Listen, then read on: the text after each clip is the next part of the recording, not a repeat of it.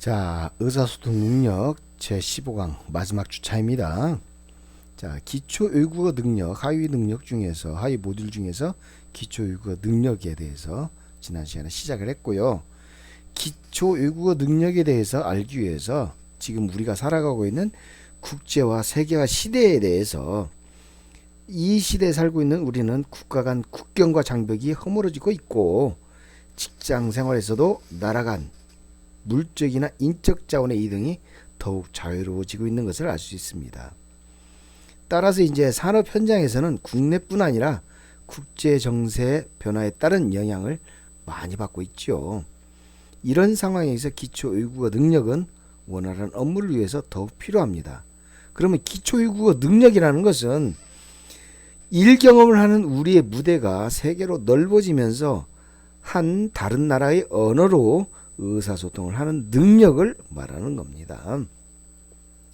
기초 외국어 능력은 외국인하고의 유창한 의사소통을 뜻하는 것은 아니에요. 말 그대로 기초과정이죠. 즉 일경험 중에 필요한 문서 이해나 문서 작성, 의사표현, 경청 등 의사소통을 기초 외국어로 가능하게 하는 능력을 말하고 있습니다.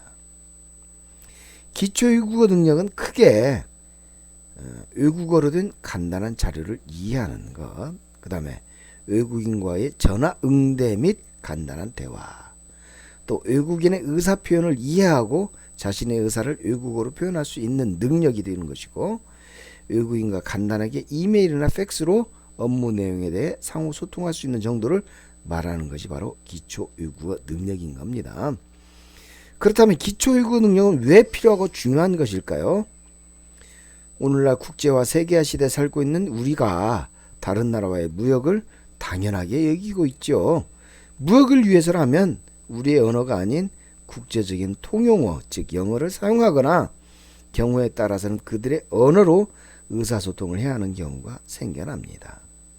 바로 이 기초 외국어 능력은 외국어로 된 메일을 받고 이를 해결하는 상황, 또는 외국인으로부터 걸려온 전화를 응대하는 것, 외국어로 된 업무 관련 자료를 읽어내는 경우, 또 외국인 고객을 직접 상대하는 경우 등 아주 다양한 상황에서 필요한 능력이 바로 기초 외국어 능력입니다. 하지만 기초 외국어 능력이 필요한 경우는 비단 외국인들과의 업무가 잦은 특정 직업인의 경우에만 필요한 것은 아니죠. 우리 주변을 둘러보면 컴퓨터 용어에서부터 공장의 기계, 외국산 제품 등의 사용 설명서, 사용법 등 외국어로 작성되어 있는 것이 굉장히 많죠. 이때 기초 외국어를 모르면 불편한 경우가 생기기 때문에 기초 외국어 능력은 직업인으로서 매우 중요하다라고 얘기할 수 있겠습니다. 관련해서 MBC 스페셜 2006 대한민국 영어 보고서라는 그런 보고서가 있어, 책이 있었죠. 책자로 나온 것이 있었어요. 그래서 상상 그리고 진정성, 그래서 MBC 스페셜에서 인간의 진솔한 삶을 통한 감동이라는 그런 내용에 있어서 대한민국 영어 보고서라는 것이 있었는데, 점점 더 어리게, 점점 더 오래, 이게 지금 18개월부터 시작된 영어 교육이에요. 직장에 들어가서도 계속되고 있습니다.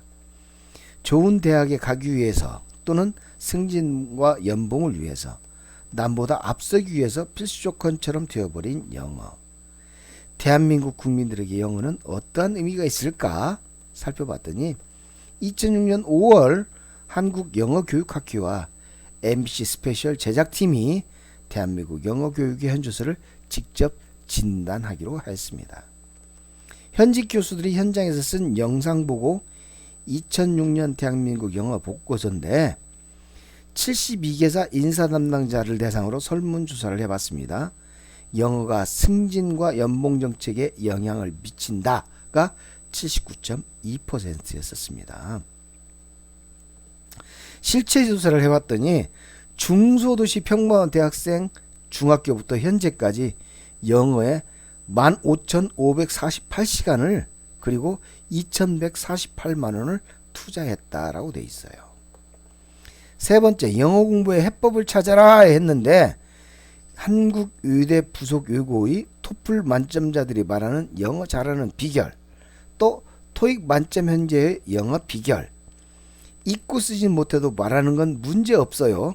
바로 강릉의 한 여중생의 얘기까지 영어 공부의 해법을 찾기 위한 과정들이 여기에 다 수록되어 있습니다. 먼저 72개사 인사 담당자의 79.2%는 영어가 승진과 연봉정책에 영향을 미친다라고 얘기했는데, 이 프로그램을 위해서 MBC 스페셜 제작팀이 채용 포털 사이트 커리어를 통해서 대기업과 중소기업을 포함한 72개사 인사 담당자를 대상으로 설문조사를 실시했습니다.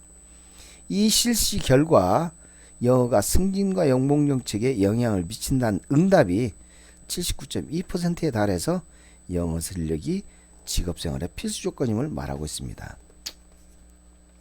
또 그 다음에 10년간 영어에 투자한 시간이 15,548시간이고 2천여만 원이 투자됐다는 얘기입니다.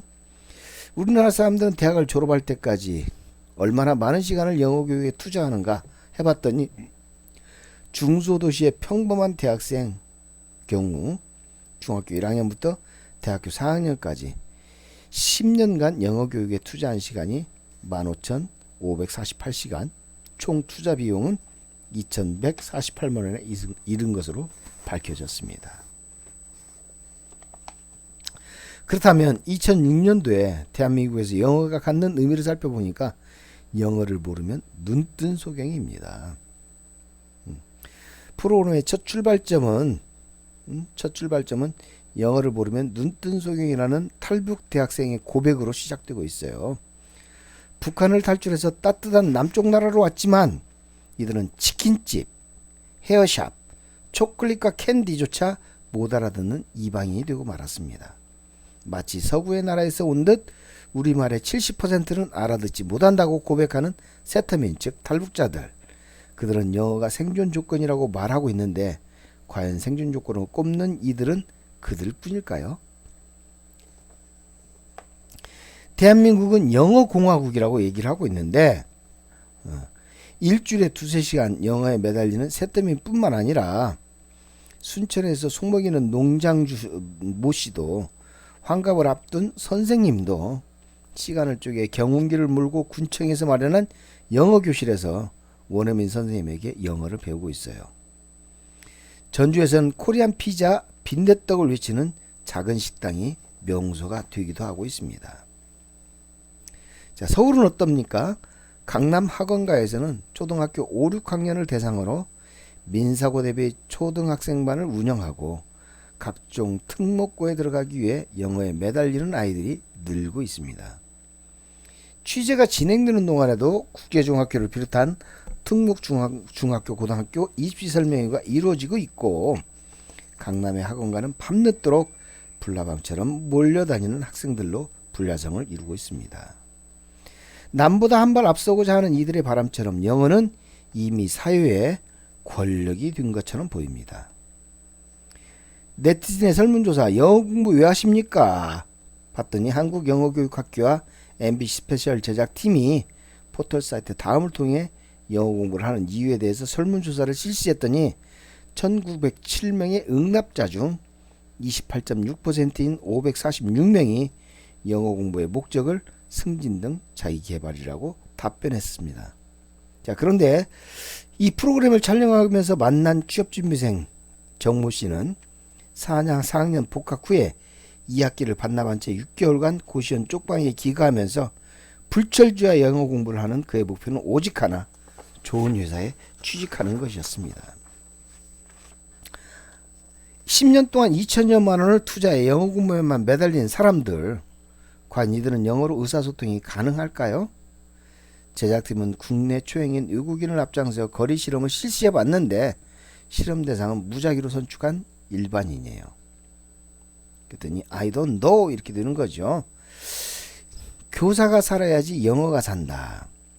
이 한국영어교육학교와 MBC 스페셜팀이 공동으로 위한 설문조사에서는 영어 교육을 못하는 이유 2위로 영어 교사의 자질이 거론되었습니다. 제작팀과 한국영어교육학회가 관심을 갖고 있는 분야 또한 교사 문제이고, 원어민 교사의 확충과 함께 기존 교사들에 대한 재교육의 필요성이 제기되고 있었습니다. 교사들 스스로 방과 후 원어민 교사와 함께 영어 교육에 대해 고민하는 현장은 물론 영어 경진대회에 출전하며 스스로를 점검하는 교사들의 모습 속에 우리 영어 교육의 미래가 달려있다라고 할 수 있겠죠. 역설적이게도 뼈를 깎는 노력을 통해서 거듭나려는 교사들의 모습은 앞으로 대한민국의 영어 교육 현장이 장밋빛이 되려는 반등처럼 보이고 있다라고 출처 MBC 스페셜 인터넷 홈페이지 들어가셔서 2006년도 이 상황을 보면 되겠습니다. 자, 기초 외국어 능력이 필요한 상황 사례를 보면 내가 꼭 외국어까지 해야 되냐라고 얘기를 하고 있어요. 자, 여기에서 그 사례에서 MC는 평소 열심히 일해왔지만 외국어 능력이 부족해서 힘들어하다가 결국 업무마저 변경이 됐어요. 이를 통해서 알 수 있는 것처럼 기초 외국어 능력이 자신의 분야에서 어떤 상황이든지 필요할 수 있음을 여러분들은 반드시 알아야 되겠습니다. 업무 수행을 잘하는 것도 물론 중요하지만 기초 외국어 능력도 반드시 필요하다는 것을 깨닫고 있어야만 되겠죠. 그래서 MC의 사례에서 보듯이 기초 외국어 능력은 일 경험을 하다 보면 직무와 관련해서 다양한 상황에서 요구되기 마련입니다. 이 다양한 업무 상황을 보고 각각의 상황에 맞는 내용을 나열한 것을 한번 확인해 보겠습니다. 그리고 추가적으로 어떠한 상황에서 기초 외국어 능력이 더 필요할지 생각해 보겠습니다. 예를 들어서 기업 홍보나 비즈니스 약속과 회사 방문, 제품 주문에 관한 고객 응대, 문서 관리, 직원 회의 된데, 자, 지금 이 부분에 지금 여기 비어 있는 공란의 그 말풍선이 있죠. 이 공란의 말풍선, 즉 답변 내용이에요. 답변 내용에 대해서 여기에서 이것을 하나, 둘, 셋, 넷, 5개를 여러분들이 답변을 영어를 쓰고 이거 여러분들이 하고 싶었던 말을 먼저 우리말로 한글로 쓴 다음에 이거를 영어로 어떻게 표현하는지 한번 써준다면 이것을 맨 마지막 기말 대체를 하겠습니다. 자, 내용을 한번 봅시다. This is Mr. Miller of ABC Trading Company. How are you, Mr. Miller?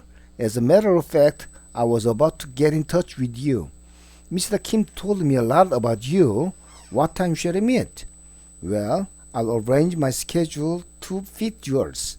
So just tell me what time of the day is good for you. 자, 이런 내용이었어요. 그 다음에 Have you filed the documents? 서류를 철회 두셨나요? 라고 얘기를 했어요. 여기 지금 스케줄과 편리한 시간을 말해달라고 했으니까 그것에 대한 답변을 해야 되겠고, 여기서 지금 내용이 물어본 내용이 서류를 철회해뒀나요? 라고 물었어요. 그러면 그 내용에 대해서 얘기를 해야 되겠죠.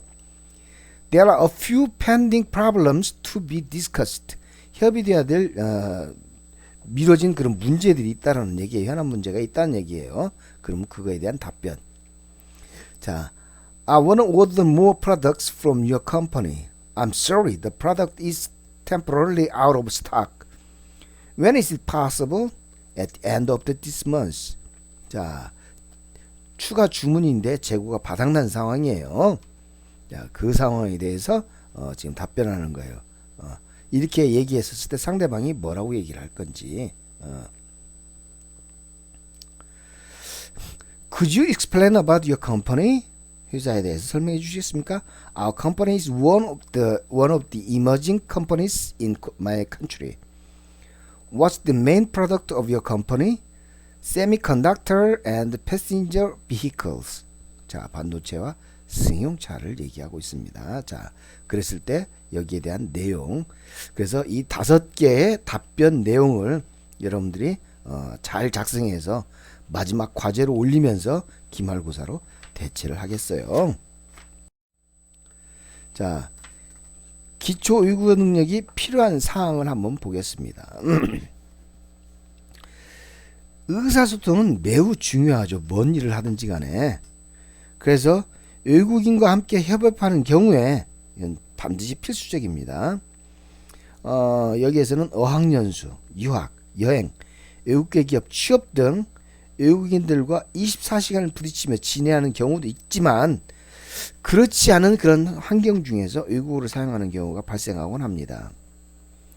여기서 전화, 메일 등 의사소통을 위해 외국어를 사용하는 경우가 있고요. 외국 기업과 협업하는 경우에 대면하고 하지 않더라도 전화나 메일을 통해서 영어로 업무를 진행해야 하는 상황이 발생합니다. 바로 업무 관련 회화는 물론이고 안부 인사처럼 일상에서 나누는 가벼운 대화가 반드시 필요할 수도 있죠.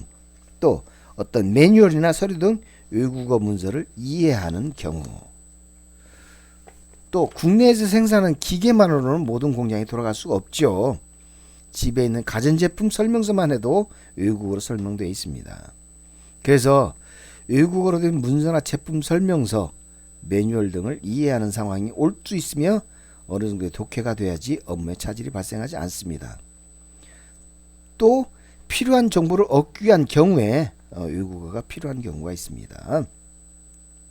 이처럼 기초 외국어 능력은 직업 생활에 따라 다양한 상황에서 필요하고 꼭 영어만 중요하거나 필요한 것은 아니지만 자신의 분야에서 주로 상대해야 되는 상대방, 외국인 고객 또는 외국 회사에 따라 요구되는 언어가 다양할 수 있습니다. 근데 무엇보다도 중요한 것은 기초 외국어 능력이 언제 필요한지 잘 숙지하고서 그에 대비해서 자신의 업무에서 필요한 기초 외국어를 적절하게 구사하는 것이 중요하다고 할 수 있습니다. 그럼 지금 나에게 필요한 능력은 어떤 외국어가 필요한지, 주로 어떤 내용의 대화나 문서가 오고 가는지, 그러한 내용에 적절하게 응답하기 위해서는 어떤 표현이 필요한지 알 수 있을 것이에요. 그래서 여기보다 중요한 것은 내가 왜 의사소통을 하려고 하는지 상대방과 목적을 공유하는 것입니다. 그래서 무엇을 전달할 것인가 하는 사고력이 필요하고 생각한 내용을 그 어떤 형태로 표현할 것인가 결정하는 그런 표현력이 중요하게 되는 것이죠. 자, 그러면 북리뷰에 있어서 영어 프레젠테이션 책 소개 이지훈 저서로 되어 있습니다. 최고의 영어 프레젠테이션 전문가에게 배우는 특급 전략, 아주 딱 알맞는 내용이죠. 영어 프레젠테이션 무작정 따라하게 되어 있습니다. 여기에서 우리가 한국말 프레젠테이션도 어려운데 영어 프레젠테이션은 영어 실력과 함께 청중을 사로잡을 수 있는 프레젠테이션 기술까지 필요한 경우입니다. 즉 단순히 영어만 잘해서 해결되는 문제가 아닌 것이죠. 유튜브와 구글 등 원하는 정보가 넘치는 현 시대에서는 자신에게 가장 맞는 영어 프레젠테이션 가이드를 찾는 것도 외국어 능력을 향상시키는 하나의 방법이 될 수 있습니다.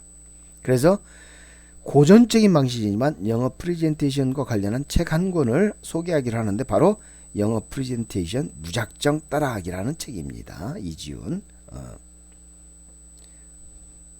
성공적인 영어 프레젠테이션을 위한 준비 전략 8가지가 있는데 첫 번째, 프레젠테이션의 목적을 설정하라. 둘, 청중을 분석하라. 셋, 333 법칙을 기억하라. 넷, 청중의 호감을 사는 서론을 준비하라. 다섯, 청중을 몰입시키는 본론을 구상하라. 6. 마음을 움직이는 결론을 만들어라. 7번째, 결정타를 날릴 순간을 결정하라. 8번째, 프레젠테이션 무대 매너를 학습하라. 자, 그래서 여기에서 첫째 마당부터 8째 마당까지 첫째 마당에 8개 마디를 정했어요. 첫째 마당은 성공적인 영어 프레젠테이션을 위한 핵심 패턴을 지금 얘기하고 있는데, 첫째 마디는 프레젠테이션 시작하기, 그 다음에 둘째 마디는 프레젠테이션 개요와 공지사항 소개하기, 셋째 마디는 청중의 관심 끌기, 넷째 마디 구조적으로 설명하기, 다섯째 마디 분석하며 설명하기, 여섯째 마디 시각자료 이용하기, 일곱째 마디 강조하며 설득하기, 여덟째 마디 프레젠테이션 마무리하기. 그 다음에 둘째 마당이 있어요. 둘째 마당은 성공적인 영어 프레젠테이션을 위한 핵심 사전이 부록처럼 나와 있어요. 그래서 아홉째 마디 프레젠테이션 시작 및 소개, 열째 마디 프레젠테이션 서론, 11째 마디론 프레젠테이션 본론하고 진행하는 것. 이런 책이 바로 영어 프레젠테이션 무작정 따라하기, 그렇게 되어 있어요. 자, 기초 외국어 능력과 비언어적 의사소통. 자, 당신과 계약하겠습니다. 여기서 업무를 수행하다 보면 외국인과 의사소통을 하게 되는 경우가 많지만 외국어 실력이 다 뛰어난 것은 아니죠. 하지만 기초 외국어 실력이 부족하다고 해도 그들의 문화를 이해하고 표정이나 몸짓 등에서 알 수 있는 비언어적 의사표현을 이해한다면 어느 정도 기초적인 의사소통은 가능할 수도 있다라는 얘기입니다. 여기 제시된 사례에서와 같이 같은 업무를 추진하는 사람이라고 하더라도 비언어적 표현을 이해하는 것이 성과의 차이를 가져올 수 있음을 우리가 알 수 있습니다. 자, 그래서 여기서 보면 당신과 계약하겠습니다. 이 사례를 보듯이 다양한 일경험 중에서 자신 업무와 관련하여 외국인들과 의사소통을 해야 하는 경우가 발생합니다. 외국인 고객을 응대할 때 비록 기초 외국어 능력이 탁월하지 않아도 사례에 나타난 HC처럼 비언어적인 표현을 이해한다면 어느 정도의 의사소통은 가능합니다. 의사소통은 특정 국가의 외국인만을 상대하는 것이 아니기 때문에 다양한 국가의 비언어적 의사소통 표현법을 이해하는 것이 필요합니다. 다음 국가의 대표적인 비언어적 의사표현은 무엇이 있을지 찾아서 정리해보자. 자, 앞에 이미 과제가 마지막 과제가 주어졌으므로 이 부분은 여러분들이 만일에 진짜 기초 외국어 능력이 필요한 상황에서 알게 된다라고 한다면 여러분들이 상대할 그 국가가 바로 이런 국가들이라고 할 때 무엇이 필요한지 비언어적 의사표현법이 무엇이 있을지 한번 그런 의미에서 찾아 정리해보는 것도 의미가 있을 것 같아요. 상대를 꼬실 때뿐만 아니라 농담이야 라는 말을 할 때도 윙크를 한다. 윙크로서 넓어버리고 넘어간다는 얘기죠. 영어권에서. 그 다음에 중국에서는 놀라거나 어려운 일을 당했을 때 말없이 고개를 좌우로 젓는다라는 얘기예요. 일본 팔짱을 끼고 서 있으면 깊이 생각하고 있다는 뜻이 되고 있고요. 아랍권 국가들에서 노의 의미로 머리를 뒤로 젖히고 눈썹을 치켜 올립니다. 노 전혀 다른 표현이 우리가 일반적인 서구의 영어권의 표현과 아주 전형적으로 다르고 우리 표현처럼과도 다르죠. 러시아에서는 스스로의 화가 났을 때 손을 펴서 자기 이마를 툭 치는 거예요. 이 얘기는 내가 내 자신에게 화가 났다라는 얘기가 되는 거죠. 자, 여기에서 지금 나왔던 것처럼 비언어적 의사소통 표현을 알아보는 것은 비록 기초 외국어 능력이 부족하다 할지라도 비언어적인 표현을 이해함으로써 외국인과의 원활한 의사소통을 이룰 수 있도록 돕는 것이 되는 것이기 때문입니다. 자, 그렇다면 외국인과의 의사소통에 있어서 비언어적 의사소통이 중요한데 첫 번째로 표정으로 알아채는 겁니다. 외국인과 대화할 때 그들의 감정이나 생각을 가장 쉽게 알 수 있는 것이 얼굴 표정이죠. 웃는 표정은 행복과 만족, 친절을 표현하는 데 비해서 눈살을 찌푸리는 표정, 이것은 불만족과 불쾌감을 나타냅니다. 또한 눈을 마주 쳐다보는 것은 흥미와 관심이 있는 것이고 그렇게 하지 않으면 무관심하다는 것을 의미하고 있죠. 음성으로 알아차릴 수 있는데 어조가 높은 어조는 적대감이나 대립감을 나타내고 있고 낮은 어조는 만족이나 안심을 나타냅니다. 또 목소리의 크기도 있는데 큰 목소리는 내용을 강조하거나 흥분, 불만족의 상태입니다. 그다음에 작은 목소리는 자신감이 결여된 것을 얘기하고 있고요. 말의 속도는 빠르다고 한다면 공포나 노여움 상황에서 이런 얘기가 나오게 되고 느린 속도는 긴장 또는 저항감을 가졌을 때 나타나는 현상입니다. 그렇다면 우리가 외국인과의 의사소통에서 피해야 할 행동들이 있는데 이걸 보면 첫 번째로 상대를 볼 때 흘겨보거나 아예 보지 않는 행동은 절대 금기시해야 되겠죠.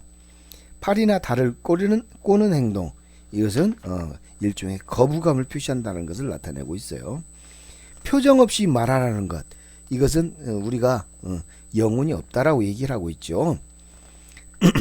대화에 집중하지 않고 다리를 흔들거나 펜을 돌리는 행동, 이것은 자기 상대방의 얘기에 집중하지 않는다는 표시예요. 맞장구를 치지 않거나 고개를 끄덕이지 않는 것, 우리가 앞에서 배웠던 공감력의 부족입니다. 자료만 보는 행동, 이것은 눈을 마주치지 않기 때문에 상대방을 신뢰하지 않는다는 의미예요. 바르지 못한 자세로 앉는 행동, 자세가 바르지 못하라고 한다면 상대방에게 거부감을 느끼고 있다라는 얘기예요. 한숨이나 하품을 하는 것, 이것도 집중력 저하라는 것을 얘기죠. 다른 일을 하면서 듣는 것은 상대방을 무시하는 행동입니다.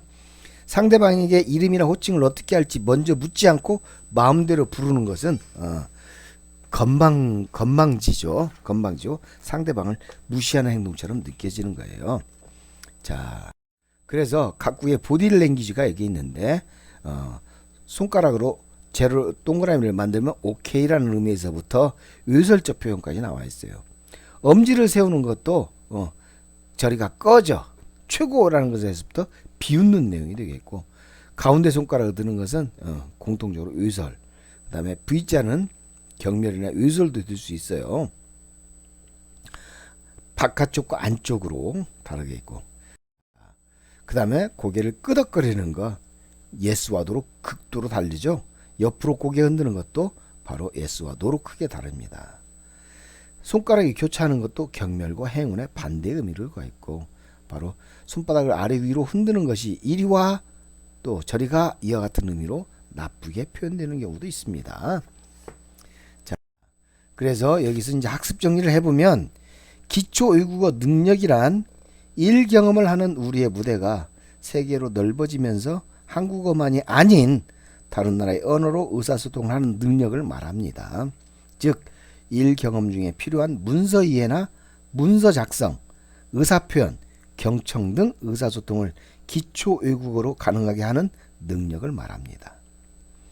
두 번째로 기초 외국어 능력이 필요한 상황은 전화나 메일 등 의사소통을 위해 외국어를 사용하는 경우, 매뉴얼과 서류 등 외국어 문서를 이해해야 하는 경우, 필요한 정보를 얻기 위한 경우 등으로 구별할 수 있고, 기초 외국어 능력이 필요한 경우는 외국인들과의 업무가 잦은 특정 직군에 국한되지 않고 있음을 반드시 유의해야만 하겠습니다.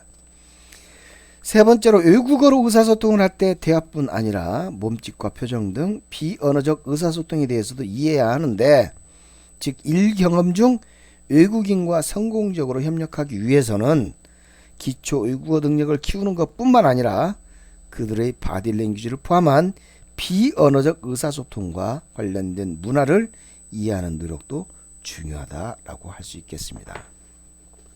자, 여기까지 해서 우리 직업기초 능력 중에서 의사소통 능력을 15주차까지 마쳤습니다. 한 학기 동안 여러분들 이 수업 듣고 수강해 주시라고 애쓰셨습니다. 여러분들에게 더 많은 도움을 줄 수 있도록 앞으로도 계속 노력해 나가겠습니다. 자, 그러면 마지막 과제까지 정리해서 이번 학기를 마무리하도록 하겠습니다.